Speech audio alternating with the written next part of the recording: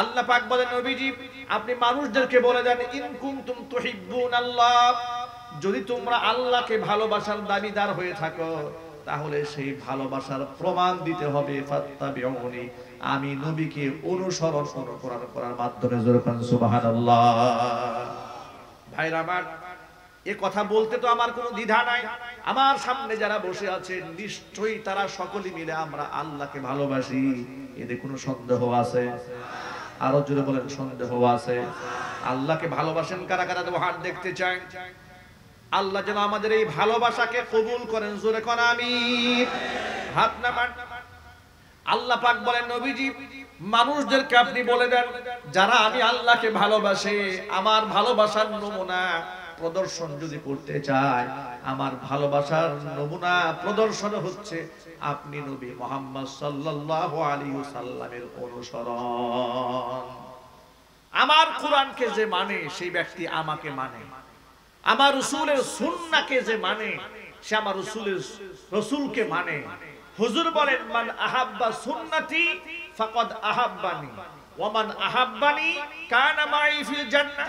হুজুর বলেন যে ব্যক্তি আমি রাসূলের সুন্নাহকে ভালোবাসে সেই ব্যক্তি আমি রাসূলকেই ভালোবাসে। সুবহানাল্লাহ বলতে ইচ্ছে করলো না? এই কথাটা খুব ডিপলি বুঝতে হবে। হুজুর বললেন যে ব্যক্তি আমার সুন্নতকে ভালোবাসে সেই ব্যক্তি আমি রাসূলকে ভালোবাসে। কিন্তু আমাদের নমুনা হয়ে গেছে রাসূলের সুন্নতকে ভালো লাগে না, কিন্তু রাসূল প্রেমে আমরা খুব উদ্বুদ্ধ।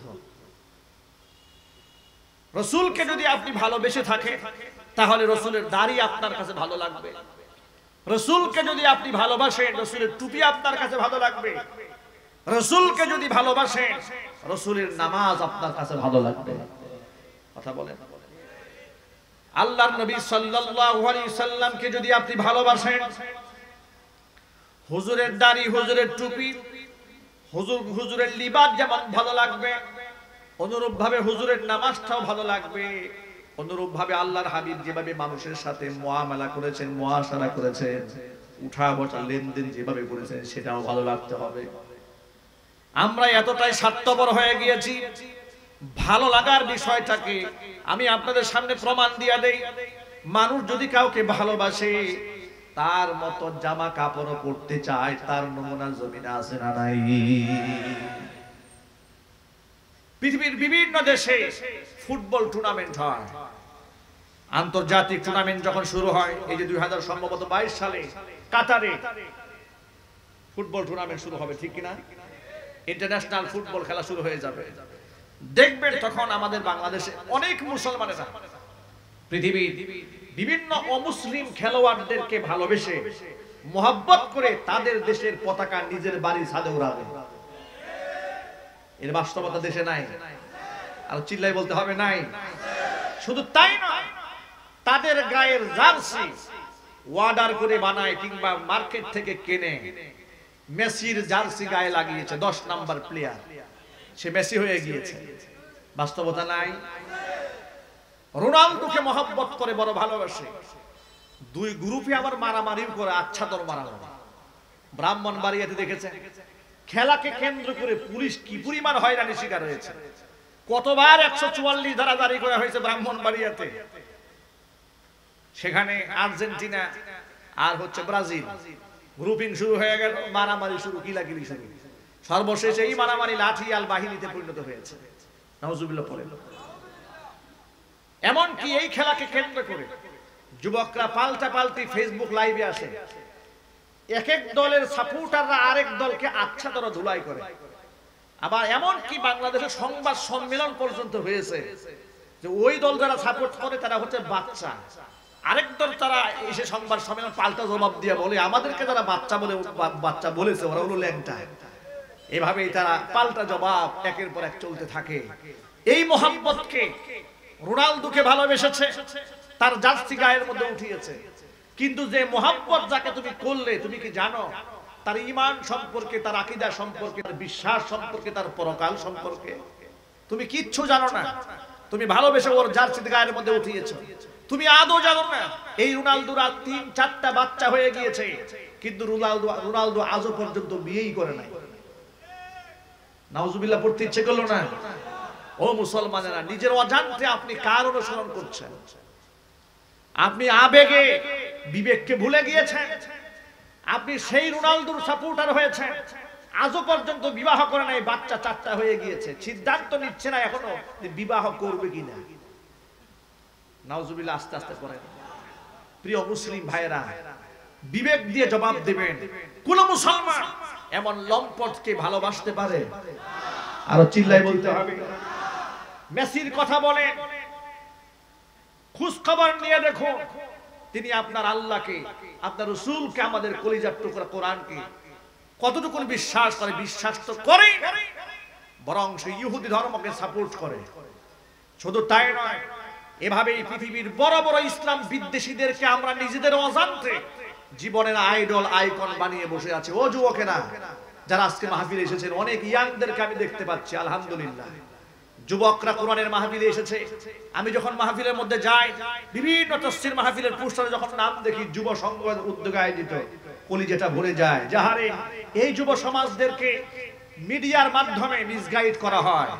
বাংলাদেশের একটা মিডিয়াও নাই যে মিডিয়ার মাধ্যমে যুবকদেরকে আদর্শ শেখানো হয়, বরং প্রত্যেকটা মিডিয়ার মাধ্যমে নোংরা কালচার যুবকদের কলিজার মধ্যে ঢুকিয়ে দেওয়ার ষড়যন্ত্র চালানো হয়। আর সেই যুবকেরা যখন কোরআনের মাহফিলে আসে, আমরা আশান্বিত হই, আমরা হতাশ হই না, আমাদের দিলটা ভরে যায়, দোয়া আছে মন থেকে। প্রিয় যুবকেরা আমার, আমি কোনো ব্যক্তিগতভাবে কোনো প্লেয়ারের সমালোচনা করার জন্য এই চেয়ারে বসিনি। উদাহরণ দিতে গিয়ে দুই একটা কথা আপনাদের সামনে উপস্থাপন করেছি। যেমন নাকি আল্লাহ পাক কোরআন মাজিদের মধ্যে ফিরাউনের কথা বলেছেন, নমরুদের কথা বলেছেন, কারুনের কথা বলেছেন, কিন্তু আল্লাহ পাক তো কোরআন শরীফের আয়াতগুলো সমালোচনা করার জন্য নাজিল করেন নাই, নাজিল করেছেন মানুষদেরকে হেদায়েত দিয়ে দেওয়ার জন্য, বুঝাবার জন্য। আল্লাহ পাক एग्जांपल সামনে এনেছেন। তাকায় দেখো কারুনের দিকে, তাকিয়ে দেখো ফিরাউনের দিকে। তুমি ক্ষমতার দম্ভে মাথা উঁচা করে থাকো, তাকায় দেখো ফিরাউনের দিকে, তার ক্ষমতা তোমার চাইতে কম ছিল না, কিন্তু ক্ষুধাদ্রোহী হওয়ার কারণে তাকেও কিন্তু লাঞ্ছিত হইয়া চুটনি খাইয়া জমিন থেকে বিদায় নিতে হয়েছে। শুধু বিদায় নিতে হয়েছে তা নয়, তার লাশটাকে জমিন গ্রহণ করে নাই, মাটিতে তার লাশটাকে খায় নাই, মাটিটাকে রেখে দিয়েছে এই জমিনের উপরে, থাকবে কিয়ামত পর্যন্ত, যাতে করে পৃথিবীর অহংকারের রাজা বাদশারা দেখতে পারে আল্লাহর সাথে নাফরমানি করলে পরিণতিটা কেমন হয়। যুবকেরা, এই জন্য দু একটা প্লেয়ারের নাম বললাম। বেশ কিছু নায়ক নায়িকা, গায়ক গায়িকা আছে যাদেরকে এই দেশের যুবকেরা, তরুণ এবং তরুণীরা আইকন মনে করে, আইডল মনে করে। বিভিন্ন ফেসবুকে আপনার নায়কদের ছবি, নায়িকাদের ছবি, নায়কদের ছবি দিয়ে যুবকরা কি লেখে জানেন? এটা হচ্ছে মাই আইডল, এটা আমার জন্য আইডল। আবার লেখে এটা আমার আইকন, কেউ লেখে কলিজা। যাকে কলিজা লিখেছে, এই কলিজা সারাদিন নাইট ক্লাবে পড়ে থাকে। তুমি লম্পটকে কলিজা বলেছো, তাহলে কি তুমি প্রমাণ করতে চাও তুমিও লম্পট হতে চাও? কথা বলেন না কেন? লেখে কিনা বলেন? এই জন্য আগে বুঝতে হবে যে আমি কাকে কলিজা বললাম, কাকে আইকন বললাম, কাকে আইডল বললাম। আমি তো মুসলমান, আমাকে যে কোনো সিদ্ধান্ত নেওয়ার ক্ষেত্রে ঈমান হচ্ছে আমার মানদণ্ড। ঈমানের দৃষ্টিতে, ওই বুদ্ধিজীবীর দৃষ্টিতে দেখলে হবে না, তথাকথিত নাস্তিক সুশীলদের দৃষ্টিতে আমি দেখব না, আমি দেখব কোরআন এবং সুন্নাহর দৃষ্টিতে। চিল্লায় বলুন ঠিক কিনা? আমাকে একজন প্রশ্ন করেছিলেন সাংবাদিক, হুজুর তালেবানদের বিজয় আপনার কাছে কেমন মনে হয়েছে? আমার বাসায় গিয়ে সাংবাদিক সাক্ষাৎকার নিয়েছে। আমি বললাম, দেখুন, ভারত, আমেরিকা কিংবা বাংলাদেশের বুদ্ধিজীবীদের দৃষ্টিতে আমি তালেবানদেরকে দেখি না, আমি তালেবানদেরকে দেখি কোরআন এবং সুন্নাহর দৃষ্টিতে। কথা বলতে হবে। কোরআন সুন্নাহর দৃষ্টিতে যখন আমি তালেবানদের দিকে তাকাই, গর্বে আমার দিলটা ভরে যায়, বুকটা ভরে যায়। শ্রদ্ধা আছে তাদের জন্য, দিল থেকে দোয়া আসে। যখন আমি শুনতে পাই তালেবানের সরকার নারীদের জন্য পর্দা বাধ্যতামূলক করে দিয়েছে, যখন আমি শুনতে পাই সেখানকার পুরুষের জন্য মুখে ওয়াজিব দাড়ি রাখার বিধানটাকে রাষ্ট্রীয়ভাবে বাধ্যতামূলক করে দিয়েছে, যখন আমি শুনতে পাই নারীরা মাহারাম পুরুষ ছাড়া একাকী সফর পরিমাণ দূরত্বে একা বের হতে পারবে না, রাষ্ট্রীয় ফরমান জারি হয়েছে। যখন আমি দেখতে পাই ওয়েস্টার্ন কালচার ফলো করে নোংরা পোশাক পরে মহিলারা আবার রাস্তায় বের হতে পারবে না, এমনকি পুরুষরা টাকনুর নিচে পাজামাও পরতে পারবে না, এমনকি মাথার হেয়ার স্টাইল করতে গিয়া চুলগুলাকে সামনে লম্বা ঝুলাই দিবে, আবার সাইড থেকে চাচতে চাচতে মুরগির মতো বানাই ফেলবে, এমনও করতে পারবে না, রাষ্ট্রীয়ভাবে নিষিদ্ধ করা হয়েছে। তখন আমি কোরআন সুন্নাহর মধ্যে মিলাই দেখি একটা আইন তো তালেবানের আইন নয়, সবগুলো আইন তো আমার আল্লাহ। সব আইন কার? আল্লাহর নাম বলতে যাদের কষ্ট হয় তারা মুখ বন্ধ রাখে। সব আইন কার? তাহলে এজ এ মুসলিম হিসেবে যখন আমি দেখি আমার কোন দিনী ভাই তার স্টেটে, তার দেশে, তার প্রদেশে আল্লাহর আইন, আল্লাহর বিধান মান্য করছে, আল্লাহর বিধান দিয়ে দেশ সমাজ রাষ্ট্র চালাচ্ছে, এদিকে আমি বেজার হব না খুশি হব? আরো জোরে বলেন, খুশি হব। নিশ্চয়ই আমাকে খুশি হতেই হবে, যেহেতু আমি মুসলমান। চিল্লাই বলুন ঠিক কিনা? ও যুবকেরা আমার, আমি যে মেসেজটা আপনাদের সামনে দিতে চেয়েছি সেটা হলো, আমি আপনাকে প্রথম দেখব কোরআন সুন্নাহর দৃষ্টিতে। তারা আমাকে যখন সাংবাদিক প্রশ্ন করলেন তখন বললাম যে ভাই, কোরআন সুন্নাহর দৃষ্টিতে যখন আমি আফগানের দিকে তাকাই দিলটা আনন্দে ভরে যায়। অনুরূপ ভাবে আমি আমার ভাইদেরকে বলছি, ভাইরা আমার, মা বোনেরা আমার, আল্লাহ রাব্বুল আলামিন যেন কোরআন দিয়ে এই সমাজ পরিচালনা করার তৌফিক এই দেশের দায়িত্বশীলদেরকে দান করেন। জোরে জোরে বলেন আমিন। আমরাও তো স্বপ্ন দেখতে পারি এদেশের অধিকাংশ রাজনীতিবিদ মুসলমান। কথা বলেন, এদেশের অধিকাংশ রাজনীতিবিদ কি? তারা কোরআন বিশ্বাস করে না, আল্লাহ বিশ্বাস করে না, পরকাল বিশ্বাস করে না, কিন্তু তারা পারে না। কেন জানেন? এই জন্য পারে না, পিছন দিক থেকে কিছু শত্রু বাহিনী আছে, পিছন দিক থেকে কিছু নাস্তিকরা অক্টোপাসের মতো আকড়া গেড়ে লতা পাতার মতো ছেয়ে আছে, যারা কোরআন সহ্যই করতে পারে না, সুযোগ পেলেই কোরআনকে উগ্রবাদ আর জঙ্গিবাদ, মৌলবাদ হিসেবে জাতির সামনে উপস্থাপনা করার ষড়যন্ত্র চালায়। জালেম সমাজ বিনির্মাণের কথা বলে, সৃজনশীল বক্তব্য দেয়, এ দেশ, সমাজ এবং রাষ্ট্রের পক্ষে কথা বলে, তার কণ্ঠটাকে, তার টুটিটাকে চেপে ধরার জন্য ষড়যন্ত্র চালায়। তার নামে হাজারো মিথ্যা প্রপাগান্ডা চালিয়ে মানুষের সামনে তাকে লাঞ্ছিত, অপমানিত করার জন্য হাজারো ষড়যন্ত্র চালানো হয়। চিল্লাই বলে ঠিক কিনা? যার বাস্তব প্রমাণ লক্ষ্য করেন, আপনাদের কক্সবাজারে গণধর্ষণের যে শিকার হয়েছে যে নারীটি, যাদের মাধ্যমে গণধর্ষিতা হয়েছে এই মহিলাটি, এই মহিলার কি দোষ আছে না আছে, কেন ঢাকা থেকে এসছে, XYZ, এগুলো আমরা বলতে চাই না। আমরা শুধু বলতে চাই, যিনি এই অপকর্মের সাথে জড়িত, প্রশাসনের কাছ থেকে আমরা জানতে পারলাম যে তিনি 15 থেকে 16টা মামলার আসামি। 15 থেকে 16 মামলার আসামি কয়েকদিন আগে জেল খেটে সবে মাত্র বের হয়েছে, বের হয়ে আবার আকাম করছে। আমার প্রশ্ন হচ্ছে, 15 থেকে 16টা মামলার যে ব্যক্তি আসামি হয়, যেই ব্যক্তি প্রফেশনাল কিলার হয়, যারা মাদকের সাথে জড়িত, যারা নারীদের খুন ধর্ষণের সাথে জড়িত, এই সমস্ত লোকরা এত সহজে জামিন পায় কি করে? কথা বলেন না কেন? এদের কাদের আশ্রয়ে, কাদের প্রশ্রয়ে এই সমাজটাকে তারা জাহান্নামের দ্বার প্রান্তে পৌঁছে দিচ্ছে? এদের নাটের গুরু কারা? এই গুরুদেরকে খুঁজে বের করতে হবে। চিল্লায় বলতে হবে, কথা ঠিক কিনা বলেন? আশ্চর্যের ব্যাপার, এই সমস্ত জাতীয় লম্পট এবং ধর্ষকেরা কথায় কথায় জামিন পেয়ে যায়। দেশের মুহাক্কিক, মুদাক্কিক, সেরে তাজ, রাষ্ট্রের শ্রেষ্ঠ সম্পদ, জাতির কলিজার টুকরা আলেমরা বিনা কারণে দিনের পর দিন, বছরের পর বছর কারারুদ্ধ হয়ে আছে, জামিন পাচ্ছে না। চিল্লায় বলুন ঠিক কিনা?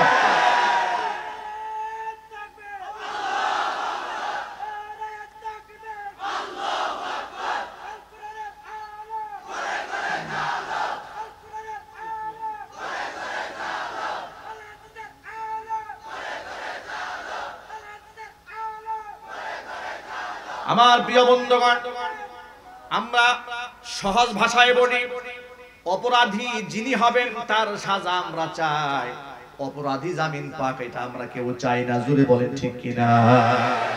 ইতোমধ্যে এই দাজ্জাল গ্রেফতার হয়েছে, আলহামদুলিল্লাহ। প্রশাসনকে আমরা ধন্যবাদ জানাই। আমরা বলি ও যেন আর জামিন না পায়। যারা গণধর্ষণ করে এরা কি জামিন যোগ্য অপরাধ করেছে নাকি ব্রাশ ফায়ার হওয়ার উপযুক্ত হয়েছে? কোরআন বলে দিয়েছে এর হত্যা কর, কতল কর। টেকনাফ থেকে তেতুলিয়ার উৎসা থেকে পাতুরিয়া পর্যন্ত একটা একটা ধর্ষক যদি ধরা হয় আর রাষ্ট্রীয়ভাবে কুরআনী ফয়সালা কার্যকর করা হয়, আল্লাহর কসম 12 ব্যাটারি টর্চ লাইট দিয়ে ধর্ষক খুঁজে পাওয়া যাবে।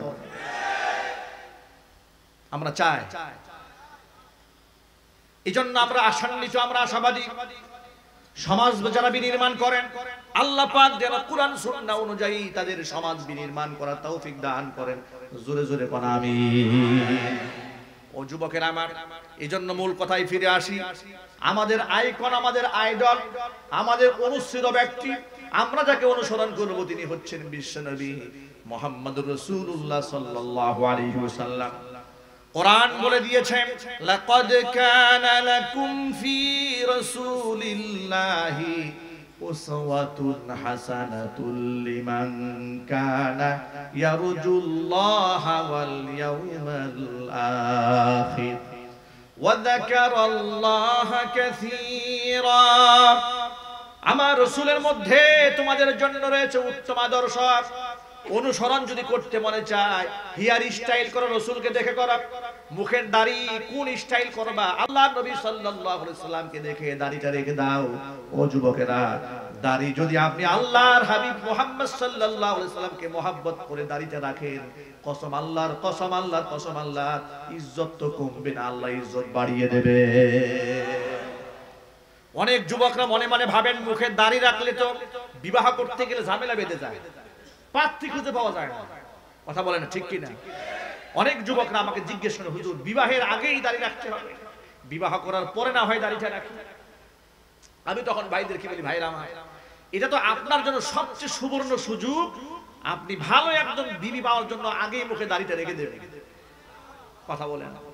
আচ্ছা আপনারা বলেন, দাড়িওয়ালা যুবককে, দাড়িওয়ালা ছেলেকে রাসূল পাক সাল্লাল্লাহু আলাইহি সাল্লামের সুন্নাহ যে ছেলেটা মানে, তাকে কি দুশ্চরিত্রা লম্পট মেয়েরা পছন্দ করবে?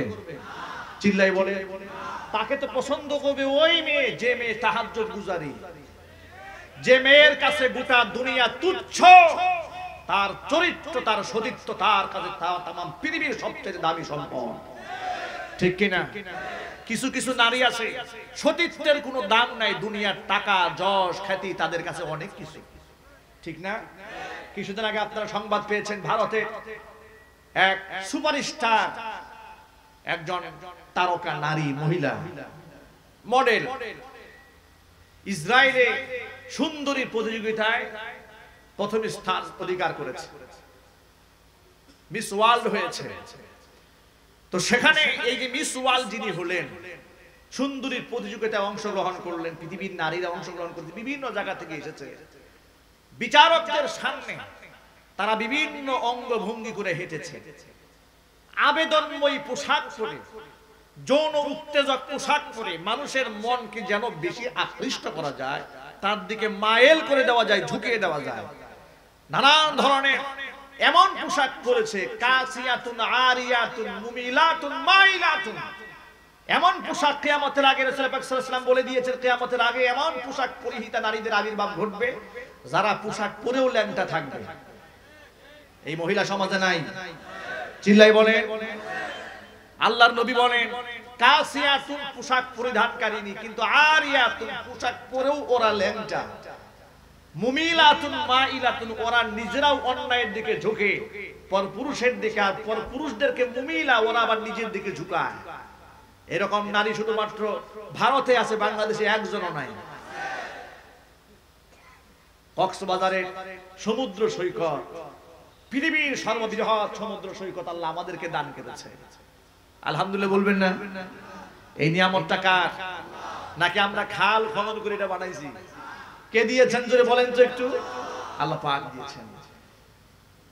আমার জীবনের প্রথম যখন, আজ থেকে প্রায় 10-12 বছর আগের কথা, কক্সবাজারে বেড়াবার উদ্দেশ্যে আমার আসার সুযোগ কখনোই হয়নি।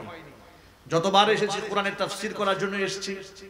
সেই উপলক্ষে কক্সবাজার বিচ পাড়ে যাওয়া হয়েছে। 10-12 বছর আগে যখন গিয়েছি, প্রথমবার যখন সমুদ্রের সামনে দাঁড়িয়েছি, আমার কাছে মনে হয়েছে আল্লাহ পাকের এই বিশাল সৃষ্টির তুলনায় আমি তো একটা ধুলাবালি করার মতো, ঠিক কি না? যে ঢেউগুলা যখন আসে, ঢেউয়ের সামনে দাঁড়ালে কি নিজেকে অনেক বড় মনে হয় নাকি?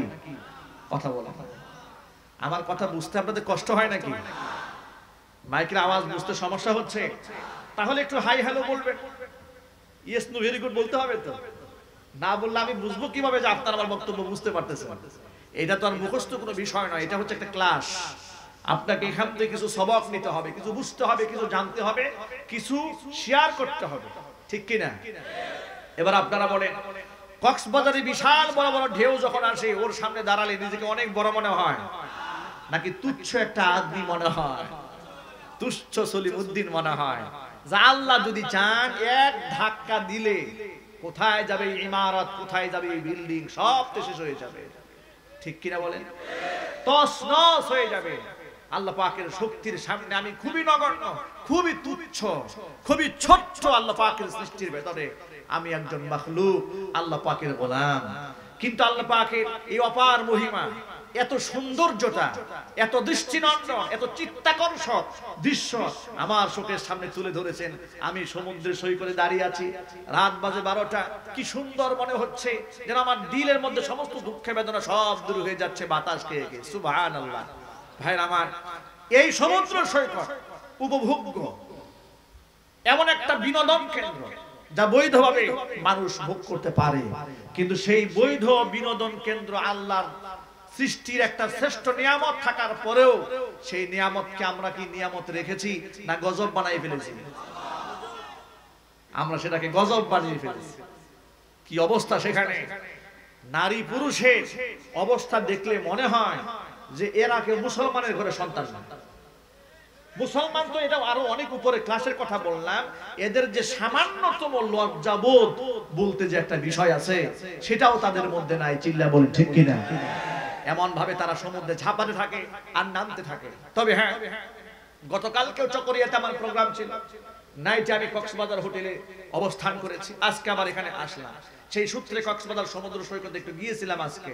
তো সেখানে গিয়ে যে দৃশ্যটা আজকে দেখেছি সেটা হচ্ছে যে এখন বর্তমান কক্সবাজার অনেকটা নিয়ন্ত্রিত। এই নিয়ন্ত্রিত হওয়ার পেছনে কারণটা শোনাই।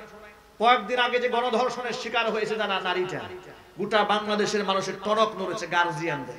এখন সহজে গার্জিয়ানরা তাদের মেয়েদেরকে ছাড়তে চাচ্ছে না নিরাপত্তাহীনতার কারণে। আল্লাহর ভয়ে না, মনে করবে না দেশের মানুষ সব বুজুর্গ হয়ে গেছে, না, বুজুর্গ হয় নাই, এরা নিরাপত্তাহীনতায় ভুগছে বিদায় অনেক মহিলারা সেখানে যাচ্ছে না। তবে আমরা চাই কক্সবাজারের সমুদ্র সৈকত নিয়ন্ত্রিত আছে, নিয়ন্ত্রিত থাকুক। কথা বলেন, নিয়ন্ত্রিত থাকার দরকার আছে না নাই? সেখানে অবস্থা এমন হয়েছে, শুনতে পেলাম সেখানকার ডিসি মহোদয় নারীদের জন্য কক্সবাজার আলাদা একটা জোন করে দিয়েছিলেন, নারী এবং শিশুদের জন্য, যে এই জোন, এই এরিয়ার ভিতরে পুরুষ যেতে পারবে না। এটা একটা ভালো দিক কিনা? ভালো দিক কিনা? এটা আমি খুব ফিল করেছিলাম যে কক্সবাজার নারীরা বুক করতে পারবে না কেন? অবশ্যই পারবে, তবে নারীদের জন্য আলাদা একটা জোন থাকা দরকার। যেহেতু এটা গোসলের ব্যাপার, আর গোসল করতে গেলে তো গায়ের জামা কাপড় গায়ের সাথে একদম লেপটায় যায়। তো সেখানে যদি পুরুষের সামনে গোসল করে, তাহলে না সে তার দেহকে সংবরণ করতে পারবে, না পুরুষের চোখকে সে নিয়ন্ত্রণ করতে পারবে, সে কোনোটাই পারবে না। আবার আল্লাহ পাকের এই নিয়ামত থেকে নারী জাত বঞ্চিত হবে, তাও তো হবে না। তো তাদের জন্য একটা সেফ জোন দরকার, না দরকার নাই? কথা বলে দরকার নাই? দরকার আছে না নাই? কিন্তু এই সেফ জোন তারা করেও ছিল, কিন্তু কিছুদিনের মধ্যে আবার পরের দিন শুনতে পেলাম যে সেফ জোন করার পরে দেশের তথাকথিত কিছু নেটিজেন তারা নাকি খুব প্রতিবাদ জানিয়েছে যে না, নারীদের জন্য আলাদা জোন থাকলে কেমন হবে। অনেক কাপলরা তো বিবাহের পরে হানিমুন করতে যায় সেখানে, তাদের একসাথে ঝাঁপাইতে হয়। দেখেন তাদের মেজাজের মধ্যে কোন শয়তান ঢুকেছে। আমার প্রশ্ন হচ্ছে, স্বামী স্ত্রী যদি তুমি হও, একসাথে ঝাঁপাতে পারো, তোমার অধিকার রয়েছে, রাইট রয়েছে, কিন্তু তুমি আমার যুক্তি দিয়ে বলো তোমার স্ত্রীকে হাজার পুরুষের সামনে আবেদনময়ী করে পানিতে শরীর ভিজিয়ে অসংখ্য লঙ্ঘনের সামনে খোলামেলা উপস্থাপন করার মতো নোংরামি সভ্যতা তোমার কে শিখিয়েছে? কথা বলেন ঠিক কিনা? এগুলো তো বোঝা দরকার। বিবেকবান মানুষ যারা তারা এগুলো নিয়ে ভাবে, এই দেশ নিয়ে ভাবে, সমাজ নিয়ে ভাবে, কালচার নিয়ে ভাবে। আমি আমার সকল ভাইদেরকে বলি, ভাইরা আমার, মা বোনেরা আমার, আপনাদের মনে হিট করার জন্য, মনে আঘাত দেওয়ার জন্য, কষ্ট দেওয়ার জন্য কোনো কথা বলি না। ওয়াল্লাহি ওয়া রাব্বিল কাবা, কাবা রবের কসম, আল্লাহ নবী সাল্লাল্লাহু আলাইহি সাল্লাম বলে দিয়েছেন কিয়ামতের আগে এমন কিছু নারীর আবির্ভাব ঘটবে পৃথিবীতে, যে সমস্ত নারীরা কাসিয়াতুন আরিয়াতুন, পোশাক পরিধান করার পরেও তারা ল্যাংটা থাকবে। আছে না নাই? শুধু তাই নয়, মুমিলাতুন, নিজেরা অন্যকে নিজের প্রতি আকৃষ্ট করবে, মাইলাতুন, নিজেও অন্যের প্রতি আকৃষ্ট হবে। এই বাস্তবতা সমাজে আছে না নাই? আছে। যুবকেরা, মায়েরা, বোনেরা, মনে রাখবেন, যুবকরা হচ্ছে নবী মুহাম্মদ সাল্লাল্লাহু আলাইহি সাল্লামের আদর্শ সৈনিক। আমার মা বোনরা হচ্ছে মা আয়েশা সিদ্দিকা রাদিয়াল্লাহু তাআলা আনহার আদর্শ সৈনিক, খাদিজাতুল কুবরা রাদিয়াল্লাহু তাআলা আনহার আদর্শ সৈনিক, ফাতেমাতুজ জাহরা রাদিয়াল্লাহু তাআলা আনহার আদর্শ সৈনিক। ঠিক কি না? আয়েশা রাদিয়াল্লাহু তাআলা আনহার ছোট্ট একটা ঘটনা শোনাই আপনাদেরকে। কোরআন কারীমের মধ্যে পর্দার আয়াত যখন নাযিল হয়ে গেল, আল্লাহ সুবহানাহু ওয়া তাআলা যখন জানাই দিলেন, নারী আর পুরুষের মাঝখানে একটা পার্টিশন আল্লাহ পাক যখন ঢেলে দিয়েছেন, যে নারীরা পুরুষের সামনে যেতে পারবে না, পুরুষরা নারীর সামনে যেতে পারবে না, বেগানা নারী পুরুষের একসাথে বসতেও পারবে না, আড্ডাও দিতে পারবে না, কাজও করতে পারবে না। কোন নারীর কাছে যদি পুরুষের কিছু চাওয়ার হয়, তাহলে পর্দার আড়াল থেকে সেটা চেয়ে নেবে। কোরআন মাজিদ আল্লাহ ঘোষণা দিয়ে বলে দিলেন, ওয়া ইযা সাআলতুমুহুন্না মাতাআন ফাসআলুহুন্না মিন ওয়ারাই হিজাব। ও নবী পত্নীগণ, ইযা সাআলতুমুহুন্না, নবী পত্নীগণের কাছে, ও সাহাবীরা, তোমরা তোমাদের যদি কিছু চাওয়ার প্রয়োজন হয়, নবীর স্ত্রীদের সামনাসামনি যাওয়া যাবে না। ফাসআলুহুন্না মিন ওয়ারাই হিজাব, এটা তোমরা নবীর স্ত্রীগণের কাছ থেকে চেয়ে নিবা, পর্দার আড়াল থেকে। ভাইরা, আপনাদেরকে একটা ছোট্ট প্রশ্ন করি, সহজ প্রশ্ন, জবাব দিবেন সবাই। নবীর স্ত্রীগণ আমাদের কি হন? মাশাআল্লাহ। আমি জানি এই প্রশ্নের জবাবটা আপনারা দিতে পারবেন, আলহামদুলিল্লাহ। নবীর স্ত্রীগণ এই উম্মতের মা হন। উম্মতের কি হন? মা হন। আল্লাহ পাক সাহাবীদেরকে বললেন যে নবী পত্নীগণের সামনে তোমরা যাবে না। এখন আপনারা বলেন, সাহাবায়ে কেরাম তাদের মন মানসিকতা, মেজাজ এবং মননশীলতা আমাদের চাইতে অনেক খারাপ ছিল নাকি? হ্যাঁ, আমাদের সাথে খারাপ ছিল। কিছু লোকেরা যুক্তি দিয়া বলে যে হুজুররা এত পর্দার ব্যাপারে কড়াকড়ি করেন কেন? আমাদের মন তো খারাপ না, মন তো আমাদের অনেক ভালো। আমরা একসাথে নারী পুরুষ চাকরি করি, আমাদের মনে কোনো রকম ফিল হয় না। আমরা যে একসাথে ঘষাঘষি করি, ধাক্কাধাক্কি করি, কোনো অসুবিধাই হয় না আমাদের। হুজুররা এত কড়াকড়ি করেন কেন? পর্দার ব্যাপারে এত গুরুত্ব আরোপ করেন কেন? মৌলবাদ চক্রান্ত তারা চালায় কেন সমাজের ভেতরে? এই কথা বলার মতো বুদ্ধিজীবী দেশে নাই। কথা বলে না, নাই। টকশোতে বসে বসে সুকৌশলে ইসলামী সংস্কৃতির বিরুদ্ধে কথা বলে। যেমন উদাহরণ দিয়ে বলি, বাংলাদেশের নারীবাদী যাদেরকে বলা হয়, একটা একটা করে নাম বলা যাবে। এই সমস্ত নারীবাদী যেমন খুশি কবির, এরপরে সুলতানা কামাল, এই ধরনের কিছু নারী আছে না, কপালের মধ্যে লাল ফোঁটা দেওয়া, জীবনে এদের মাথায় কাপড় দেখবেন যে এক সাইড থেকে কাপড় ফেলে দিয়েছে। এরা টেলিভিশন টকশোতে বসে বসে নারীবাদের সংজ্ঞা বানায়। বাঙালি নারী কারা? যারা শাড়িতে বাঙালি নারী সংজ্ঞা বানিয়েছে। কোন নারী যদি বুরকা পরে, এদেশের এক নারীবাদী আফসোস করে দুঃখ করে বলেছে যে মার্কেটে গিয়া দেখি একমাত্র আমি বাঙালি পোশাকে আছি, আর সব মহিলারা আরাবিয়ান পোশাকে আছে। আমাদের দেশের মার্কেট গুলাতে নারীরা বুরকা পরে গিয়েছে, এটা দেখে তার মনে আঘাত লেগেছে, নারীরা এত বুরকা পরে কেন? তখন সে বলছে যে বুরকা পরা এটা তো মিডল ইস্টের সংস্কৃতি, মধ্যপ্রাচ্যের সংস্কৃতি। চিল্লায় কর নাউজুবিল্লাহ। বুরকা পরা মা বোনদের জন্য এটা কি মধ্যপ্রাচ্যের সংস্কৃতি? এই সংস্কৃতি কিসের? জোরে বলেন। এই সংস্কৃতি ইসলামে, এই সংস্কৃতি কোরআনে, এই সংস্কৃতি আল্লাহর দেওয়া শ্রেষ্ঠ উপহার। চিল্লায় বলুন ঠিক কিনা? সেখানে তারা সমালোচনা করলেন যে বোরকা পরা এটা হচ্ছে মধ্যযুগীয় সংস্কৃতি, এটা আরব দেশের সংস্কৃতি, কিন্তু বাংলাদেশের সংস্কৃতি হচ্ছে বাঙালি শাড়ি, শাড়িতে তারা থাকবে বাঙালি নারী, তারা ঢোল তবলা বাজাবে, নারিঙ্গি আর সারিঙ্গি গাবে, পহেলা বৈশাখ উদযাপন করবে, এর মধ্যেই বাঙালির চেতনা ফুটে উঠবে, এটাই তারা প্রমাণ করতে চান। কিন্তু আমার প্রশ্ন হলো, এই ব্যাপারে তারা এত গুরুত্ব আরোপ করে, এত বেশি সমালোচনা ইসলামিক পোশাকের ক্ষেত্রে করেছে, কিন্তু আপনারা আমার কথার জবাব দিয়ে বলেন, এদেশে অসংখ্য মহিলা মেয়েরা এমন আছে যারা জিন্সের প্যান্ট পরে নাই, টি শার্ট পরে ঘুরে বেড়ায় নাই, টাই পরে নাই, কোট পরে নাই, শর্ট পরে নাই। এখন আপনারা বলেন, নারীরা কোট পরা, টাই পরা, জিন্সের প্যান্ট পরা, টি শার্ট পরা, ফতুয়া পরা, এটা কি বাঙালি সংস্কৃতি? চিল্লাই বলে।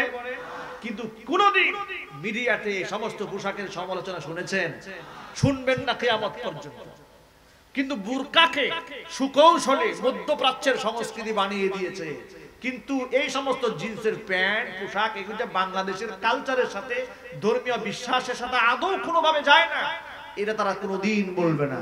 আসলে সংস্কৃতিকে, জাতির মানুষের ইসলামের সংস্কৃতি কিংবা ধর্মের সংস্কৃতি কিংবা দেশের সংস্কৃতি, কোন সংস্কৃতি তাদেরকে প্রচার করা উদ্দেশ্য নয়, তাদের উদ্দেশ্য একটা, সুকৌশলে ইসলামকে ধ্বংস করা, ঠিক কিনা? কিন্তু এই সমস্ত কথায় মাইকের আওয়াজ বাহিরে যাচ্ছে, মা বোনদেরকে বলছি, খবরদার মায়েরা বোনেরা কান দিবেন। কান দিলে কি হবে শোনেন। গত সপ্তাহখানেক আগে ঢাকা শহরের এক মহিলা রাস্তা দিয়ে যাচ্ছিল, কানের মধ্যে ছিল সোনার দুল। কানের দুল যখন কানের মধ্যে ছিল, ছিনতাইকারীরা সোনার লোভে ছিনতাই করেছে, কানের দুল টান দিয়ে নিয়ে নিয়েছে, সাথে দুল তো চলেই গেছে, কানটা ছিঁড়ে গিয়েছে। এটা নিয়ে আমি বক্তব্য করে বলেছিলাম, এই নারী অন্তত পক্ষে যদি আল্লাহর দেওয়া বিধান মানত, তাহলে তার জান এবং মাল দুটোই আল্লাহ হেফাজত করতেন, ঠিক কিনা? কিন্তু না, তিনি আলেমদের কথা, আল্লাহর কথা, কোরআনের কথা মান্য করেন নাই বিধায় খসিরাত দুনিয়া ওয়াল আখিরা, ওর দুনিয়াও শেষ, ওর আখিরাতও শেষ, এর জানও শেষ, ওর মালও শেষ। যে সমস্ত নারীরা ধর্ষিতা হয়, যে সমস্ত নারীরা ইফটিজিং এর শিকার হয়, যারা এই সমস্ত সমাজের ভেতরে নিরাপত্তাহীনতায় ওই সমস্ত নারীরাই ভোগে, যারা ইসলামকে বাদ দিয়া পশ্চিমাদেরকে আদর্শ বানিয়ে নিয়েছে। মায়েরা বোনেরা, মা আয়েশা রাদিয়াল্লাহু তাআলা আনহার কথাই বলতেছিলাম। পর্দার আয়াত যখন নাজিল হয়ে গেল, আল্লাহ পাক ঘোষণা দিয়ে দিলেন, ও সাহাবীরা, ইদা সাআলতুমুহুন্না, নবী পত্নীগণের কাছ থেকে যদি কিছু চাওয়ার প্রয়োজন হয়, ফাসআলুহুন্না মিন ওয়ারাই হিজাব, নবীর স্ত্রীদের সামনে যাওয়া যাবে না, যদিও নবীর স্ত্রীগণ তোমাদের মা হন। কি হন? আরো জোরে বলেন, কি হন? মা হন। নবীর স্ত্রীগণ মা সমতুল্য, মা। এই মায়ের সামনে সাহাবীদেরকে যেতে আল্লাহ পাক বারণ করলেন। শুধু বারণ করেন নাই, আবার এই ফায়দা বলে দিয়েছেন, যালিকা আযকা লাকুম, আযকা লিকুলুবিকুম ওয়া কুলুবিহিন্না, এটা হচ্ছে তোমাদের আত্মা এবং নবী পত্নীদের আত্মা পবিত্র থাকার সহায়ক মাধ্যম। জোরে বলেন সুবহানাল্লাহ। এই বয়ানটা আমি করলাম না, আল্লাহ করেছেন। আমি আপনাদেরকে নকল করে শোনালাম সূরা আহজাব থেকে, যে নারী পুরুষের দূরত্ব মেইনটেইন করলে নারীর মনটা ভালো থাকবে, পুরুষের মনটাও ভালো থাকবে, মনের মধ্যে শয়তানি বদমাশি আসবে না। এই কথাটা কে বলে দিয়েছেন জোরে বলেন তো? এটা আল্লাহ সুবহানাহু ওয়া তাআলা বলে দিয়েছেন। প্রিয় ভাইয়েরা আমার, আল্লাহ সুবহানাহু ওয়া তাআলা কোরআনের পর্দার আয়াত যখন নাজিল করে দিলেন, সাহাবায়ে কেরাম রাদিয়াল্লাহু তাআলা আনহুম আজমাইন পর্দার বিষয়টাকে কিভাবে মেইনটেইন করেছেন, কোরআন মাজিদ আল্লাহ সুবহানাহু ওয়া তাআলা বলে দিয়েছেন। লক্ষ্য করেন, ইয়া আইয়ুহান নাবিয়্যু কুল লিআজওয়াজিকা ওয়া বানাতিকা ওয়া নিসাইল মুমিনিনা ইউদনিনা আলাইহিন্না মিন জালাবিবিহিন যালিকা আদনা আন ইউরাফনা ফালা ইউযাইন ওয়া কানা আল্লাহু গফুরার রহিমা। নবীজি, আপনি আপনার স্ত্রীদেরকে বলে দেন, আপনি আপনার কন্যাদেরকে বলে দিন, ওয়ানিসাইল মুমিনিনা, মুমিনা নারীদেরকে আপনি বলে দেন, ইউদিনিনা আলাইহিন্না মিন জালাবিবিহিন্না, তারা যখন ঘর থেকে বের হবে, পরপুরুষের সামনে যাওয়ার প্রয়োজন যখন হবে, তখন তারা যেন সামনের দিক থেকে লম্বা একটা ওড়না ঝুলায়া দেয়, চেহারার উপর যেন লম্বা একটা ওড়না ঝুলায়া দেয়, যাতে করে এই ফেসের প্রতি পরপুরুষের নজর না পড়ে। বিধানটা কার? আরো জোরে। আল্লাহ পাক বিধান জারি করে দিলেন। আল্লাহর নবী সাল্লাল্লাহু আলাইহি সাল্লাম এটাকে অ্যাপ্লাই করলেন কিভাবে লক্ষ্য করেন, বাস্তবে আয়াতটাকে কিভাবে বাস্তবায়ন করলেন। একদিন রাসূল পাক সাল্লাল্লাহু আলাইহি সাল্লামের দুজন স্ত্রী দাঁড়িয়ে আছেন। এমন সময় রাসূলের এক অন্ধ সাহাবী আব্দুল্লাহ ইবনে উম্মে মাকতুম রাদিয়াল্লাহু তাআলা আনহু তিনি আসতেছিলেন। আল্লাহর হাবিব সাল্লাল্লাহু আলাইহি সাল্লাম স্ত্রীদ্বয়কে বললেন, ইহতাজিবা আনহু, তোমরা এই সাহাবী থেকে পর্দা করো। এখন রাসূলের স্ত্রীদ্বয় বললেন, আলাইসাহু আ'মা লা ইউবসিরুনা ওয়া লা ইয়ারিফুনা, হে রাসূল, যে আসতেছে সে তো অন্ধ, তাকে তো আমরা চিনি, আব্দুল্লাহ ইবনে উম্মে মাকতুম, সে অন্ধ ব্যক্তি এখানে আসতেছে, তো সে তো আমাদেরকে দেখবেও না, আমাদেরকে চিনবেও না, তো আপনি আমাদেরকে ঘরে ঢুকতে বলেন কেন? আল্লাহর নবী কি জবাব দিলেন শোনেন। আল্লাহর হাবিব বলেন, সে তো অন্ধ এটা আমি জানি, কিন্তু আফা আমিয়া ওয়ানি আনতুমা, তোমরা দুজন কি অন্ধ নাকি? তোমরা কি তাকে দেখবে না? তোমরাও যেন দেখতে না পারো, যেন রুমের মধ্যে চলে যাও। সুবহানাল্লাহ। দেখেন সাহাবায়ে কেরামদেরকে আল্লাহর নবী হাতে খড়ি করে শিখিয়েছেন, নিজের স্ত্রীদেরকে পর্দা কিভাবে করতে হয় শিখিয়েছেন। আজকে এই মুসলমানেরা রাসূলের এই আদর্শ প্রত্যাহার করেছে, বাদ দিয়ে দিয়েছে, প্রত্যাখ্যান করেছে। কথা বলেন ঠিক কিনা? এর দ্বারা কি হয়েছে শোনেন। সুন্দরী স্ত্রীকে রেখে স্বামী চলে গেছে সৌদি আরব, 1 মাস বিবাহ সংসার করে স্বামী চলে গেছে সৌদি আরব, যেখানে কোরআন হাদিসের নির্দেশনা দেওয়া হয়েছে যে পুরুষ নারীদেরকে রেখে পুরুষরা যেন 4 মাসের উপরে বাহিরে না থাকে। সুবহানাল্লাহ। আপনাদেরকে একটা মাসালা বলে দিই, নারীর যদি সম্মতি না থাকে, স্ত্রী যদি সম্মতি না থাকে, তাহলে শারঈ প্রয়োজন ছাড়া পুরুষ 4 মাসের অধিক এই নারী থেকে দূরে থাকতে পারবে না। কিন্তু আজকে উভয়ের হক নষ্ট করা হচ্ছে। একদিক থেকে স্বামী তার স্ত্রীর অধিকার নষ্ট করে, অনুরূপভাবে স্ত্রীও স্বামীর অধিকার নষ্ট করে। কথা বলেন ঠিক কিনা?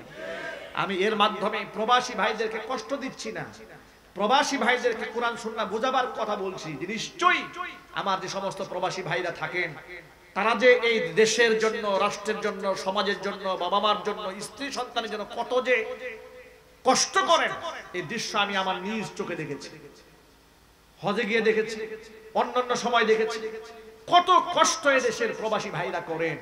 কিন্তু এই প্রবাসী ভাইরা বাংলাদেশের জন্য বিদেশি রেমিটেন্স এই বছর যারা প্রবাসী ভাইরা যা পাঠিয়েছে, বাংলাদেশের ইতিহাসের সর্বোচ্চ রেমিটেন্স এই বছর তারা পাঠিয়েছে। আল্লাহু আকবার।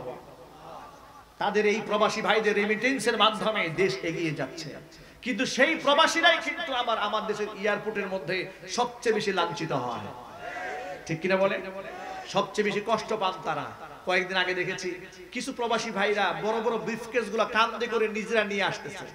তাদেরকে কিছু ভাইরা জিজ্ঞেস করলেন যে ভাই আপনি এত বড় বস্তা কাঁধে নিয়েছেন কেন, ট্রলি পান নাই? বলে ভাই ট্রলি মলি কিচ্ছু নাই। তাহলে যারা এত বড় রেমিটেন্স যোদ্ধা, যারা দেশকে যারা এগিয়ে নিয়ে যাচ্ছে, এত বড় অর্থনৈতিক ক্রাইসিস মোমেন্টে দেশকে যারা সাহায্য করছে, রাষ্ট্রীয়ভাবে কিন্তু তাদেরকে আমরা মূল্যায়ন করতে পারি না। যদি বলেন ঠিক কিনা? দায়িত্বশীলদেরকে বলবো বিষয়টি ডিপলি চিন্তা করেন। নিশ্চয়ই যিনি আপনার উপর অবদান রাখে তার সুযোগ সুবিধার প্রতি লক্ষ্য রাখা, এটা হচ্ছে তার হক। কথা বলুন ঠিক কিনা? এবার মাসআলায় চলে আসেন। আল্লাহ পাক দায়িত্বশীলদেরকে দায়িত্ব পালন করার তৌফিক দান করেন। মাসআলায় চলে আসেন, সেটা হলো এই, কোন স্বামী তার স্ত্রী থেকে 4 মাসের উপরে বেশি দিন থাকতে পারবে না। ওমর ফারুক রাদিয়াল্লাহু তাআলা আনহু তার নিজের সন্তানকে, তার মেয়েকে হাফসা রাদিয়াল্লাহু তাআলা আনহা রাসূলের স্ত্রী, জানতে চেয়েছেন, নিজে জিজ্ঞেস করেছেন, হাফসা একজন নারী তার স্বামী থেকে কোনদিন স্বাভাবিকভাবে আলাদা থাকতে পারে? বলেছে 4 মাসের উপরে নয়। তখন জিহাদের ময়দান থেকে উমর রাদিয়াল্লাহু তাআলা আনহু বিবাহিত পুরুষদেরকে ঘাড় ধাক্কায়া বাড়ি পাঠিয়ে দিলেন, বাড়ি চলে যাও, সেখানে তোমার স্ত্রী আছে, তার হক আছে। আল্লাহু আকবার বলবেন না?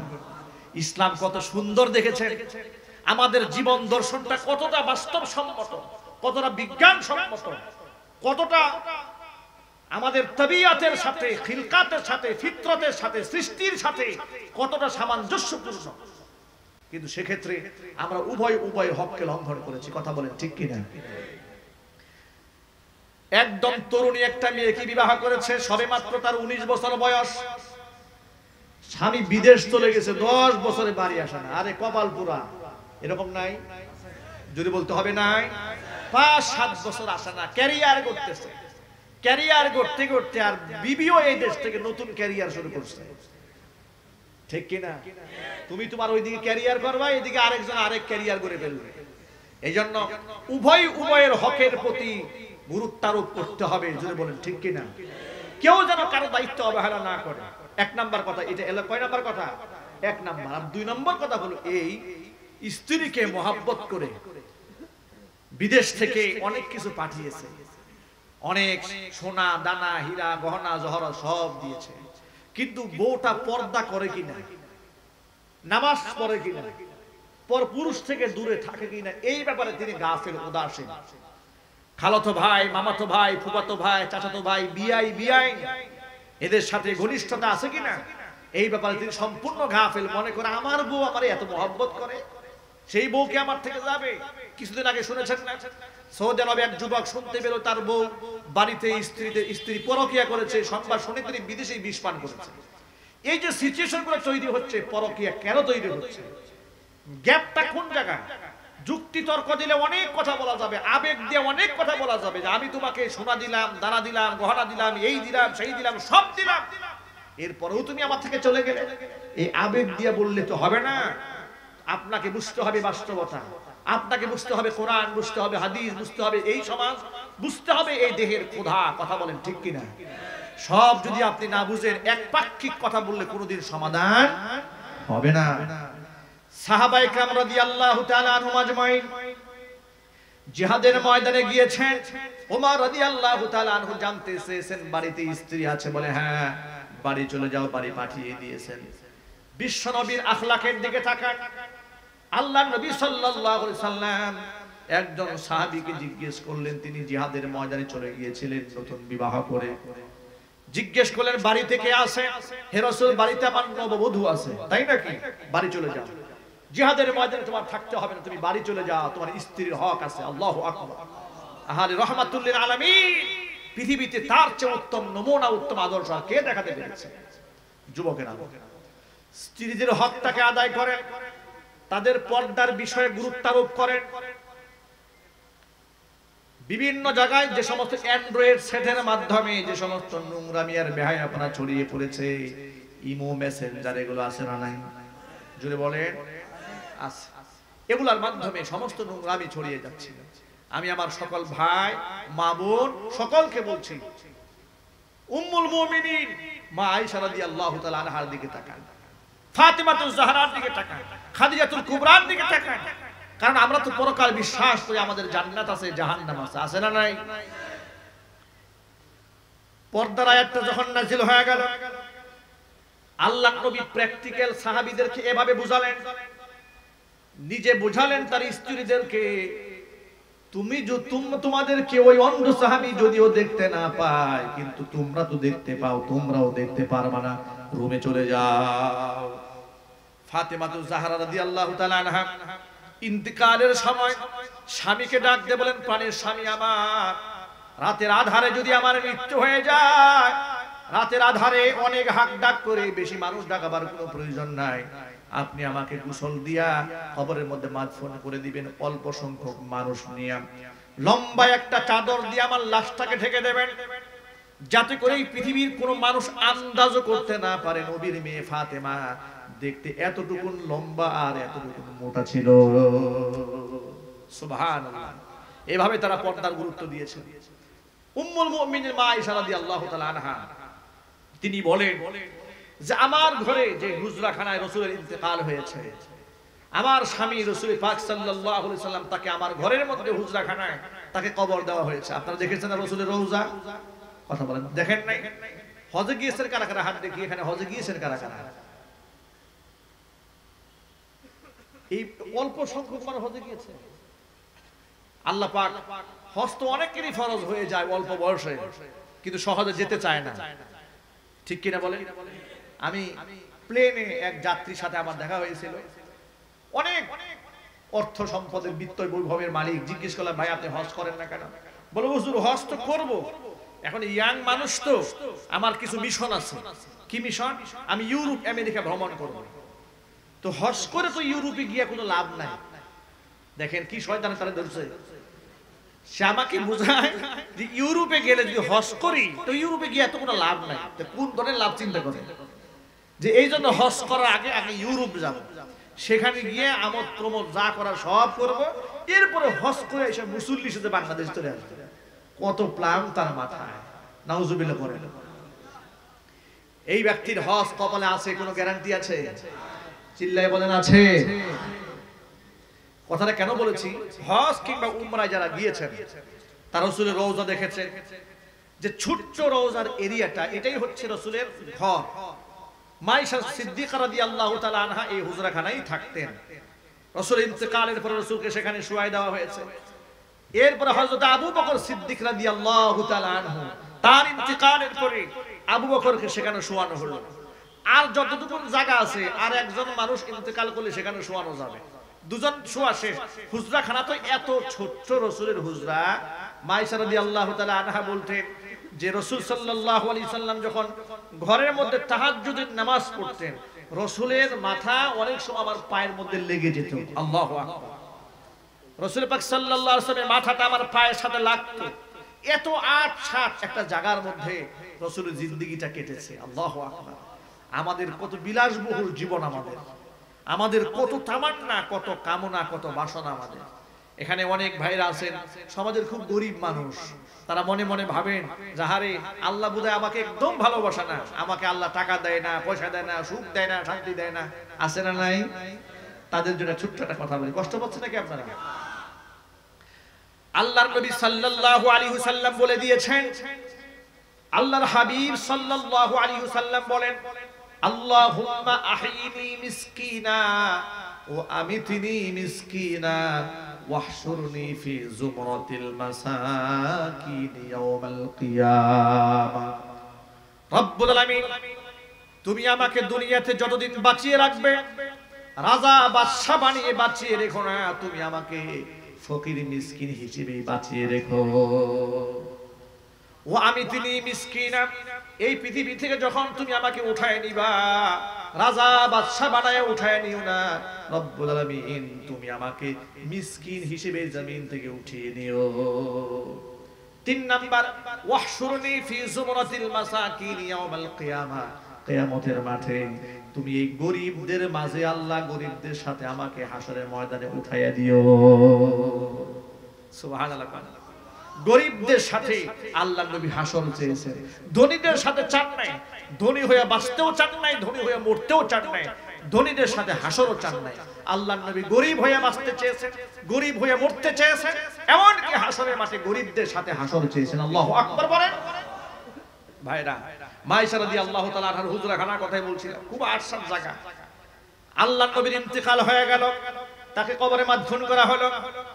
মা আয়েশা রাদিয়াল্লাহু তাআলা আনহার শোয়ার জায়গা আরো ছোট্ট হয়ে গেল। এরপরে তার বাবা আবু বকর সিদ্দিক রাদিয়াল্লাহু তাআলা আনহু যখন মারা গেলেন, হুজুরের পাশে তাকেও দাফন করা হলো, জায়গাটা আরো ছোট্ট হয়ে গেল। এরপরে হযরত উমর রাদিয়াল্লাহু তাআলা আনহু যখন মারা গেলেন, ওমরে ফারুক রাদিয়াল্লাহু তাআলা আনহু শহীদ হয়েছেন। ফজরের নামাজরত অবস্থায় পেটের মধ্যে ছুরি ঢুকিয়ে দিয়েছে মুনাফিক, রক্ত বের হয়েছে। শহীদ হয়ে যাওয়ার আগে আমিরুল মুমিনিন ওমর ফারুক রাদিয়াল্লাহু তাআলা আনহু মা আয়েশা রাদিয়াল্লাহু তাআলা আনহার কাছে সাহাবীদের একটা কাফেলা পাঠালেন, বললেন মা আয়েশার কাছে গিয়ে জানতে চাও যে তার হুজরাখানায় নবীজির সাথে তার বন্ধু আবু বকরের সাথে আমি উমরকে শোয়ার জন্য তিনি একটু জায়গা দিবেন নাকি? আল্লাহু আকবার। তিনি পারমিশন দেন কিনা, যেহেতু রুমটা তার, হুজরাটা তার। আমি উমরের লাশটা, আমার দেহটা আবু বকরের সাথে, রাসূলের সাথে, যেহেতু তারা ছিলেন আমার দুনিয়ার বন্ধু, আমি কবরে তাদের সাথী হয়ে থাকতে চাই। এই সুযোগটা উম্মুল মুমিনিন মা আয়েশা রাদিয়াল্লাহু তাআলা দেন কিনা? তবে সাহাবীরা ও আমার সাথীরা, তোমরা যখন বলবে তখন বলবা না যে আমিরুল মুমিনিনের পক্ষ থেকে নির্দেশনা, বলবে উমর ইবনুল খাত্তাব আপনার কাছে আবেদন জানিয়েছেন। আবার বলে দিলেন শোনো, পারমিশন যদি তোমরা পাও, এরপরে এই পারমিশন যথেষ্ট নয়।